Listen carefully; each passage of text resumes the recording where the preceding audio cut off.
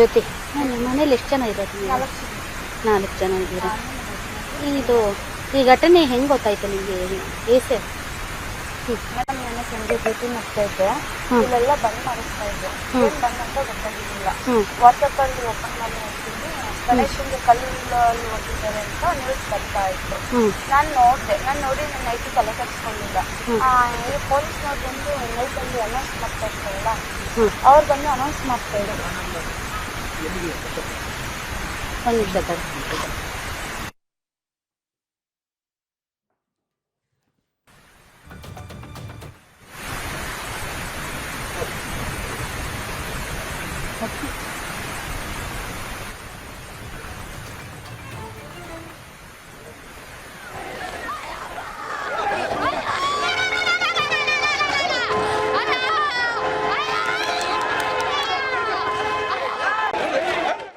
ಅಷ್ಟು ದೊಡ್ಡ ಲಾಠಿ ಏಟು ಮರ್ಗಟ್ ಹೋಗ್ಬಿಟ್ಟಿದೆ. ತೊಡೆ ರೈಟ್ ಸೈಡು ಫುಲ್ಲು 2 ಕಡೆ ಏಟು ಬಿದ್ದಿದೆ ಅವರಿಗೆ.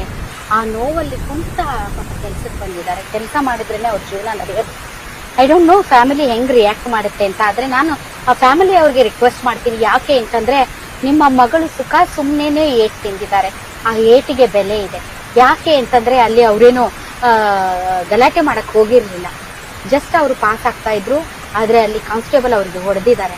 ಅವ್ರಿಗೆ ನಿಜಕ್ಕೂ ಕೂಡ ಅಲ್ಲಿ ಅವ್ರ ಚಿಕಿತ್ಸೆ ಬೇಕಾಗಿದೆ. ಆದ್ರೆ ಅವ್ರ ಬಗ್ಗೆ ಯಾರೂ ತಲೆ ಕೆಡಿಸ್ಕೊಂಡಿಲ್ಲ. ಒಬ್ಬ ಹೆಣ್ಮಗಳಾಗಿ ನನಗೆ ಅದು ತುಂಬಾ ನೋವಾಯ್ತು. ಅದಕ್ಕೆ ಅವ್ರನ್ನ ಹುಡುಕಾಡ್ಕೊಂಡು ಹೋದೆ. ನನ್ಗೆ ಗೊತ್ತಿತ್ತು ಅವ್ರ ಹಾಸ್ಪಿಟಲ್ಗೆ ಹೋಗಿರಲ್ಲ ಅಂತ. ಜ್ಯೋತಿ, ನನ್ಗೆ ಗೊತ್ತು ನೀವು ಹಾಸ್ಪಿಟಲ್ಗೆ ಹೋಗಿರಲ್ಲ ಅಂತ. ಅದಕ್ಕೆ ನಾನು ನಿಮ್ಮನ್ನ ಹುಡುಕಾಡ್ಕೊಂಡು ಬಂದೆ. ನಿಜವಾಗ್ಲೂ ನಿಮ್ಗೆ ಎಷ್ಟೊಂದು ನೋವಾಗಿದೆ. ನೀವು ಹಾಸ್ಪಿಟಲ್ಗೆ ಹೋಗ್ಬೇಕಲ್ವಾ? ಇದನ್ನ ನಾನು ಏನು ಶೋ ಆಫ್ ಅದು ಇದು ಅಲ್ಲ. But definitely I feel for her. ಯಾಕೆಂದ್ರೆ ದೊಡ್ಡ ದೊಡ್ಡ ಭಾಷಣ ಮಾಡೋರ್ಗೆಲ್ಲ ನಾವು ತೋರಿಸ್ತೀವಿ. ಅವ್ರು ಬಂದ್ರು, ಪ್ರತಾಪ್ ಸಿಂಹ ಬಂದ್ರು, ನಿಖಿಲ್ ಕುಮಾರಸ್ವಾಮಿ ಬಂದ್ರು, ಚಲರಾಯ ಸ್ವಾಮಿ ಬಂದ್ರು, ಅವ್ರು ಬಂದ್ರು, ಇವ್ರು ಬಂದ್ರು ಅಂತ. ಆದ್ರೆ ನಿಜವಾಗ್ಲೂ ನೋವು ಅನ್ಭವಿಸೋರ್ನ ಮರ್ತೇ ಬಿಡ್ತೀವಿ ಅಂತ ಅನ್ಸುತ್ತೆ. ಎಸ್, ಹೇಳಿ ಜೊತೆ. ಏನ್ ಹೇಳೋದು ಮೇಡಮ್, ಬಡವರಿಗೆ ಯಾವತ್ತೂ ನ್ಯಾಯ ಸಿಗಲ್ಲ. ನೀವು ಏಟಾಗಿ ಅಷ್ಟೊತ್ತಾದ್ರೂ ನೀವು ಬಂದು ಮೀಟ್ ಮಾಡಿದಿರಷ್ಟೇ. ಇಲ್ಲಿವರೆಗೂ ಯಾರು ಕೂಡ ಬಂದು ಎಲ್ಲಾ ಕಡೆ CM ಅಂತ ತಲುಪಿದೆ. ಬಟ್ ಯಾರು ಕೂಡ ನಾನು ಬಂದು ಮೀಟ್ ಮಾಡಿಲ್ಲ. ಏನಾಗಿದೆ ಅಂತ ವಿಚಾರಿಸಿಲ್ಲ. ಏನ್ ನಡೀತಿದೆ ಅಂತಾನು ಅರ್ಥ ಆಗ್ತಿಲ್ಲ ಮೇಡಮ್. ಹೆಣ್ಮಕ್ಳಿಗೆ ಯಾವತ್ತೂ ನ್ಯಾಯ ಸಿಗಲ್ಲ. ಅದೇನೋ ನಿಜ ಬಿಡಿ ಮೇಡಮ್. ನಾನು ಬಹಳ ಅನುಭವಿಸಿದೀನಿ ವಿಚಾರದಲ್ಲಿ. ಆದ್ರೆ ನಿಮ್ಗೆ ಭಯ ಇದೆಯಾ? ನಿಮ್ಮ ಅಪ್ಪ ಅಮ್ಮ ಅಥವಾ ನಿಮ್ ಗಂಡ ಏನಾದ್ರು ಅಂತಾರೆ? ಮೇಡಮ್, ಪ್ರತಿಯೊಂದ್ ಮನೇಲಿ ಹೆಣ್ಮಕ್ಳಿಗೆ ಭಯ ಅನ್ನೋದಿದ್ದೇ ಇರುತ್ತೆ ಮೇಡಮ್. ಯಾವ ಹೆಣ್ಮಕ್ಳಿಗೆ ಇಲ್ಲ ಅಂತ ಇಲ್ಲ. ಪ್ರತಿಯೊಂದು ಅದನ್ನೆಲ್ಲ ಮೆಟ್ಟಿ ನಿಂತ್ಕೊಂಡು ನಾವು ನಮ್ಮ ಜೀವನನ ನಾವು ಸಾಗಿಸ್ತಿರ್ತೀವಿ. ಎಲ್ಲ ಏನೋ ನಡೀತಾ ಇದೆ. ಬಟ್ ನಾವು ಕೊಲೆ ಮಾಡಿಲ್ಲ, ದರೋಡೆ ಮಾಡಿಲ್ಲ. ಒಂದು ನ್ಯಾಯಕ್ಕೋಸ್ಕರ ಹೋಗಿದ್ವಿ. ನೋಡೋಣ ಯಾವ ತರ ನಡೀತೈತೆ ಅಂತ ನೋಡೋಣ ಅಂತ ಹೋಗಿದ್ವಿ. ಮಾತಿಗೆ ಮಾತು ಬೆಳೆದಿದೆ, ಇಲ್ಲ ಅಂತಲ್ಲ. ಬಟ್ ಏಟ್ ಹೊಡಿಯೋಂಥದ್ದು ಏನೂ ಆಗಿರ್ಲಿಲ್ಲ. ಸುಮ್ಮನೆ ಹೋಗ್ತಾ ಇದೀವಿ, ಪಾಸ್ ಆಗ್ತಾ ಇದೀವಿ. ಬೇಕಾದ್ರೆ ವಿಡಿಯೋ ನೀವು ರಿವೈಂಡ್ ಮಾಡಿ ನೋಡಿ. ಅದನ್ನ ನಾವು ಸುಮ್ಮನೆ ಹೋಗ್ತಿರೋಳಿಗೆ ಹೊಡಿತಾ ಇರೋದಂತ ಅಂದ್ರೆ ಯಾವ ಲೆವೆಲಿಗೆ ಬಂದಿದೆ ನಮ್ಮ ಇದು ಪೊಲೀಸ್ನವ್ರದ್ದು ಅಂತ ಗೊತ್ತಿಲ್ಲ ಮೇಡಮ್ ನಮಗಂತೂ. ಈಗ ಈ ತರದ ಒಂದು ಘಟನೆ ನಿಮ್ ಮದ್ದೂರಲ್ಲಿ ಆಗುತ್ತೆ ಅಂತ ನೀವು ಅನ್ಕೊಂಡ್ರೆ? ಖಂಡಿತ ಅನ್ಕೊಳ್ಳಿಲ್ಲ ಮೇಡಮ್. ಎಲ್ಲಾ ಕಡೆನೂ ನೋಡ್ತಾ ಇದ್ವಿ. ಎಲ್ಲ ಒಂದ್ ಕಡೆ ಆಗ್ತಾ ಇತ್ತು. ನಾವು ಸುಮಾರು ಒಂದು ಅಷ್ಟು ವಿಡಿಯೋಸ್ಗಳನ್ನ ನೋಡ್ತಿದ್ವಿ. ನಮ್ಮಲ್ಲಿ ಆಗುತ್ತೆ ಅಂತ ನಿಜವಾಗ್ಲೂ ಕನ್ಸಲ್ಲೂ ತಿಳ್ಕೊಂಡಿದ್ವಿ. ಬಟ್ ಜನರನ್ನ ಕಾಯ್ಬೇಕಾದಂತವ್ರೆ ಈ ತರ ಹೊಡೆದ್ರೆ ಎಲ್ಲಿ ಹೋಗೋದು? ಯಾರ ಪೊಲೀಸ್ನವ್ರಲ್ಲ ಮೇಡಮ್, ಅವರು ಕಟುಕರು ಅಂತಂದ್ರೆ.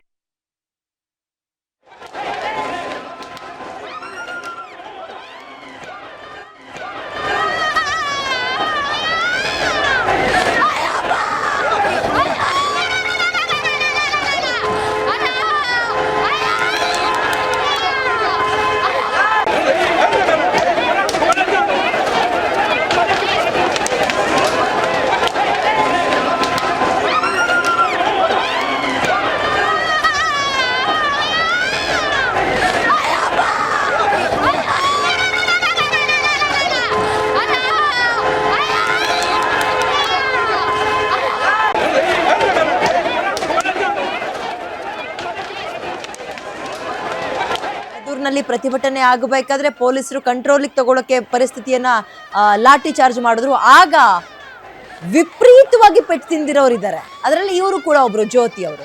ಗ್ಯಾರಂಟಿ ನ್ಯೂಸ್ ಅವ್ರನ್ನ ಅಲ್ಲಿ ಹುಡುಕೊಂಡೋಗಿ ಮಾತನಾಡಿಸುವ ಕೆಲಸವನ್ನ ಕೂಡ ಮಾಡ್ತು. ಪಾಪ ಅಷ್ಟು ಒದೆ ತಿಂದು ಕೈಕಾಲೆಲ್ಲ ಎಲ್ಲಿ ಒದೆ ಬಿದ್ದಿತ್ತು ಅಲ್ಲಿ ಹಸಿರುಗಟ್ಬಿಟ್ಟಿದೆ. ಕೆಲ್ಸಕ್ಕೆ ಹೋಗಿದ್ದಾರೆ ಅವರು, ಕೆಲ್ಸಕ್ಕೆ ಹೋಗಿದ್ದಾರೆ. ಏನಾಗ್ತಾ ಇದೆ ಏನಾಗುತ್ತೆ ಅನ್ನೋದ್ರ ಮುನ್ಸೂಚನೆ ಇರಲಿಲ್ಲ ಅವ್ರಿಗೆ. ನಮ್ಮ ಒಂದ್ ಗಣಪತಿ ವಿಸರ್ಜನೆಯಲ್ಲಿ ಹಿಂಗ್ ಮಾಡ್ಬಿಟ್ರಲ್ಲ, ನಾವ್ ಈಗ್ಲೂ ಒಗ್ಗಟ್ಟಾಗ್ಲಿಲ್ಲ ಅಂದ್ರೆ ನಾಳೆ ದಿನ ನಮಗೆ ಅಸ್ತಿತ್ವ ಇರಲ್ಲ ಅನ್ನುವ ಸಹಜವಾಗಿ ಆ ಪ್ರಶ್ನೆ ಬರುತ್ತೆ. ಹೋಗಿದ್ದಾರೆ ಎಲ್ರು. ಪರಿಸ್ಥಿತಿನ ಕಂಟ್ರೋಲ್ ಮಾಡೋಕೆ ಪೊಲೀಸರು ವಿಫಲರಾದ್ರು. ನೋಡಿ ಅಲ್ಲಿ ಸಿಕ್ಕವರಿಗೆ ಹೊಡೆದ್ರು. ಹೆಣ್ಣು ಮಕ್ಳು ಇದಾರಾ ಇಲ್ವಾ ಅಂತ ನೋಡ್ಲಿಲ್ಲ. ಬಹುಶಃ ಪೊಲೀಸರು ಒಂದು ಕ್ಷಣ ಮೃಗಗಳಾಗಿ ವರ್ತಿಸಿದ್ರ ಅಂತ ಇವತ್ತು.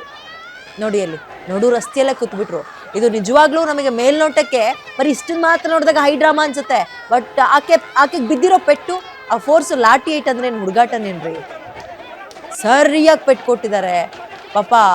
ಅವ್ರೊಬ್ರೇ ಅಲ್ಲ, ಈಗ ಆ ಥರದವ್ರು ಇವತ್ತು 100 ಜನ ಹೆಣ್ಮಕ್ಳು ಅದೇ ತಿಂದಿದ್ದಾರೆ. ನೋಡಿ ಇಲ್ಲಿ ಓಡ್ತಾ ಇದ್ದಾರೆ. ಅವರೆಲ್ಲರೂ ಕೇಳಕ್ ಬಂದಿದ್ದು ಇಷ್ಟೇ, ನಮಗೆ ನ್ಯಾಯ ಕೊಡಿ ಅಂತ. ಬಟ್ ಬೇಡವಾಗಿತ್ತ ಅಂತ ಇವತ್ತಿನ ಈ ಪರಿಸ್ಥಿತಿ. ನೋಡಿ ಅಲ್ಲಿ ಲಾಠಿ ಏಟು ತಿಂದ ಮಹಿಳೆ ಜ್ಯೋತಿ ಅಂತ ಆಕೆ ಹೆಸರು. ಒದೆ ತಿಂದು ಅತ್ತು ಮಧ್ಯಾಹ್ನ ಅನ್ನ ಹುಟ್ಟಿಸ್ಕೊಳ್ಬೇಕಲ್ಲ, ಕೆಲ್ಸಕ್ಕೆ ಜಾಯಿನ್ ಆಗಿದ್ದಾರೆ. ಪೆಟ್ರೋಲ್ ಬಂಕಲ್ಲಿ ಕೆಲಸ ಮಾಡ್ಕೊಂಡಿದ್ರು ಜ್ಯೋತಿ. ವೆರಿ ಸ್ಯಾಡ್ ನಿಜಕ್ಕೂ. ಇವತ್ತು ನಮ್ಮ ಬಾಡಿಗೆ ನಾವು ರಸ್ತೆಯಲ್ಲಿ ಹೋಗ್ತಾ ಇದ್ದಿತ್ತಪ್ಪ. ಆಮೇಲೆ ಇನ್ನೊಂದೇನು ಅಂದ್ರೆ, ಈ ತರ ಪರಿಸ್ಥಿತಿನ ಕಂಟ್ರೋಲ್ ಮಾಡೋಕೆ ಪೊಲೀಸರು ಅಲ್ಲಿ ಒಬ್ರು ಮಹಿಳಾ ಸಿಬ್ಬಂದಿಗಳು ಕಾಣಿಸ್ತಿಲ್ಲ. ಯಾಕೆ ಅಂತ ಪೊಲೀಸರ ವೈಫಲ್ಯ ಮದ್ದೂರಿನ ಘಟನೆಯಲ್ಲಿ ಎಷ್ಟು ಎದ್ದು ಕಾಣ್ತಾ ಇದೆ ಅಂದ್ರೆ ಗೊತ್ತು. ಈಗ ಮಸೀದಿ ಇದೆ, ಆ ಜಾಗದಲ್ಲಿ ಮೆರವಣಿಗೆ ಹೋಗುತ್ತೆ. ಅಲ್ಲಿ ಏನಾದ್ರೂ ಇಂತಹ ಕಿಡಿಗೇಡಿಗಳು ಕಲ್ಲೆಸೆಯುವ ಕೆಲಸವೋ ಬೆಂಕಿ ಹಚ್ಚೋ ಕೆಲಸವೋ ಏನಾದ್ರೂ ಕಿತಾಪತಿ ಮಾಡ್ತಾರೆ. ಸೊ ನಾವು ಮುನ್ನೆಚ್ಚರಿಕೆಯನ್ನು ವಹಿಸ್ಬೇಕು, ಜೋಪಾನವಾಗಿರ್ಬೇಕು, ಅಲರ್ಟ್ ಆಗಿರ್ಬೇಕು. ಗೊತ್ತು ಇದು ಪೊಲೀಸರಿಗೆ. ಬಟ್ ಸ್ಟಿಲ್ ತಮ್ಮ ಬೇಜವಾಬ್ದಾರಿತನ ತೋರಿಸಿದ್ದಾರೆ. ಇಲ್ಲಿ ನಾವು ನೇರವಾಗಿ ಪೊಲೀಸರ ವೈಫಲ್ಯ ಅಂತಾನೆ ಈ ಘಟನೆಗೆ ಹೇಳ್ಬೇಕು, ಇನ್ನೇನು ಅಲ್ಲ ರೀ. ಏಕಾಏಕಿ ಕಲ್ಲು ಎಲ್ರಿ ಸಿಗುತ್ತೆ? ಅದನ್ನ ಗುಡ್ಡಗಾಡು ಪ್ರದೇಶನ ಅಥವಾ ಮನೆಗೇನೆ ಕಟ್ತಾ ಇದ್ರು ದೊಡ್ಡ ಕಲ್ಲು ಇಟ್ಕೊಂಡಿದ್ರು ಅನ್ನೋಕೆ. ಬಿಲ್ಡಿಂಗ್ ಮೇಲೆ ಕಲ್ಲನ್ನ ಶೇಖರಿಸಿಟ್ಕೊಳ್ತಾರೆ ಅಂದ್ರೆ ಅದರ ಚಿಕ್ಕ ಸುಳಿವು ಸಿಗಲ್ಲ ಪೊಲೀಸರಿಗೆ ಅಂದ್ರೆ ನಿಮ್ಮ ವೈಫಲ್ಯ.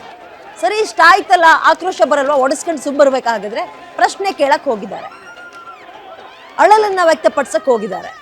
ಅದು ಪ್ರತಿಭಟನೆಯ ಸ್ವರೂಪ ಸ್ವಲ್ಪ ಕಾವೇರ್ತಾ ಇದ್ದಂತೆ ಪರಿಸ್ಥಿತಿನ ಕಂಟ್ರೋಲಿಗೆ ತಗೊಳ್ಳಕ್ಕೆ ಪೊಲೀಸರು ಏಕಾಏಕಿ ಲಾಠಿ ಚಾರ್ಜ್ ಮಾಡಿದ್ರು. ಲಾಠಿ ಚಾರ್ಜ್ ಅಂದ್ರೆ ಯಾರೋ ಇಬ್ರನ್ನ ಉದ್ರಿಕ್ತರನ್ನ ಅಥವಾ ಇನ್ನೇನೋ ಪ್ರವೋಕ್ ಭಾಷಣಗಳನ್ನು ಮಾಡ್ತಾ ಇದ್ರು ಅಂಥವ್ರನ್ನೆಲ್ಲ ಇವ್ರು ಟಾರ್ಗೆಟ್ ಮಾಡಿದ್ದು.